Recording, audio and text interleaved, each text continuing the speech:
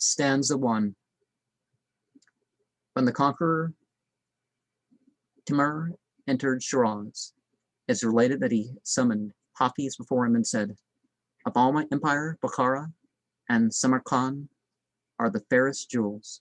How comes it that in thy song thou hast declared that thou wouldst exchange them against the black mole on the cheek of thy mistress?" Hafiz replied, "Is it because of such generosity that I am now as poor as thou seest? The emperor was not to be outdone.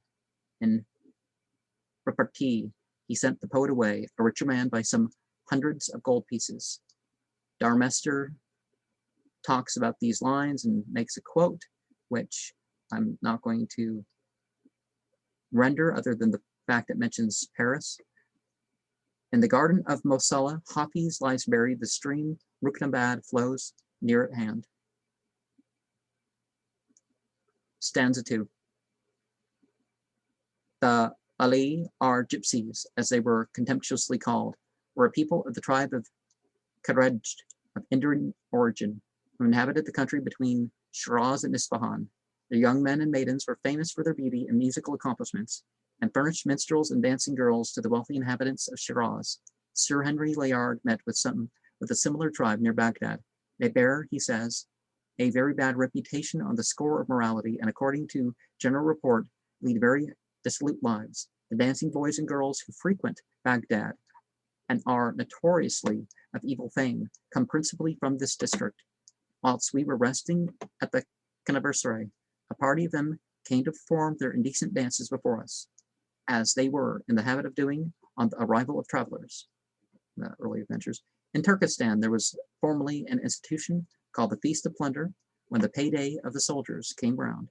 Dishes of rice and great quantities of cooked food were prepared and set on the ground. The soldiers then rode up, armed as if for battle, and carried off the food with mimic violence. Thus they made reparation to their conscience for accepting a pay lawfully earned, and reminded themselves that rapine was their true profession. Well, people may think that violation is their nature, but that's just part of the programming away from their true nature. Stanza 3. Joseph is the oriental type of perfect beauty. The story of his relations with Zuleika, Potiphar's wife, is one of the famous love stories of the East. Jami made it the theme of a long metaphysical poem. The part played by Zuleika in the Persian tales is far more creditable than that which is assigned to her in either the Bible or the Quran. Okay, why?